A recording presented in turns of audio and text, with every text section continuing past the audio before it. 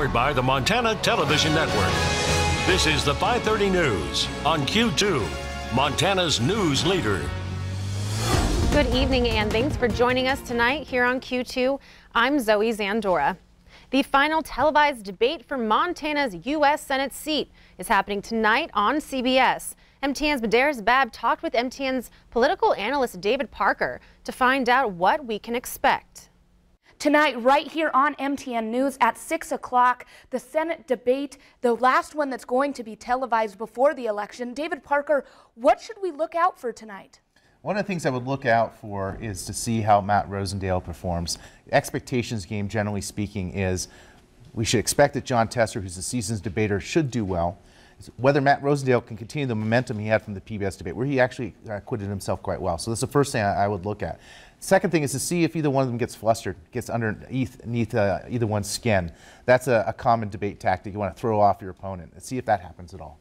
It's the last one before the election that's going to be televised. Tell me, does this have an impact on what's going to happen in November? The conventional wisdom is debates don't matter a lot because not a lot of people watch them. However, advent of social media, these debates go a lot further than they ever have in the past, right? And they live on in perpetuity, and they can be used in television as particular responses. So in that case, when you have a really close race, if a gaffe happens tonight, if a mistake happens tonight, it could absolutely make a difference.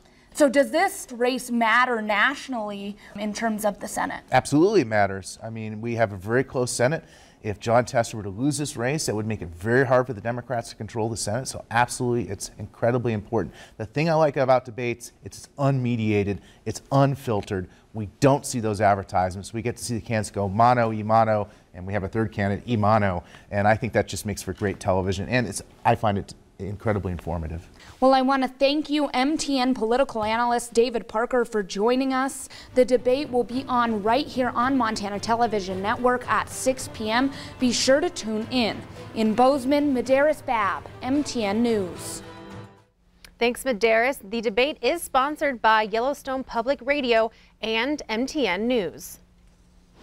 Well, yes, it's October 13th, and it snowed this morning into the afternoon. And with snow comes difficult road conditions, and that was seen this morning in Red Lodge. Yeah, those areas to the south of us got a little bit more. Yeah, and according to the Montana Department of Transportation, a bus got stuck at the bottom of Roscoe Hill, along with another semi trying to pass. And this just goes to show you road conditions when it snows.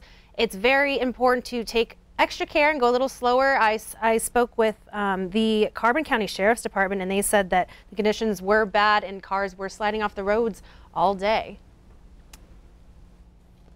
Yeah, and so we went on Facebook Live a little bit earlier. We asked some people to come and reach out to us with how they were feeling about the winter conditions. We didn't get it quite as bad here as they did in Red Lodge, but still lots of responses. Lori J. Shepard telling us way too early.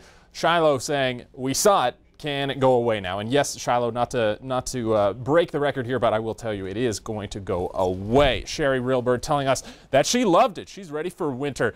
Karen Loggy saying that she still hasn't recovered from last year. Yes, that is still fresh in all of our memories. Donna saying it's amazing. And Wayne letting us know that just like Red Lodge down in Sheridan, there was a lot of snow. So we take a look at the radar loop from a little bit earlier in the day. We can see that snow forming up pretty early in the morning and really lingering. Some winds heading up the mountain slopes help that snow to just kind of stay in place, and we can expect a little bit more of it, especially in the foothill areas as well as in the northern portions of Wyoming. Still some more snow to come for them. For us, a little bit of a different story. I'll tell you all about it coming up in just a little bit. Thanks, Connor. This morning in Great Falls, multiple agencies were on scene along River Drive after a report of a body in the Missouri River. MTN's Keely Van Mittendorp has the latest on this developing story. That's right, I'm standing here along the Missouri River right across from the Electric City Water Park, where Great Falls police have confirmed that a body has been found in the river. Now, the call came in at around 10:15 this morning, and GFPD was able to confirm shortly after that. Now, Great Falls Fire Rescue, Cascade County Sheriff's Office, and Great Falls Police all responded to the scene for several hours this morning. A Great Falls police drone was also used in the search. Now, that's all the information that Great Falls Police is releasing at this time. You can stay with us here at KRTV and KXLH for the latest information on this developing story. Reporting from the Missouri River, Keely Van Mittendorp, MTN News. Great Falls Police did not comment on the identity of the body.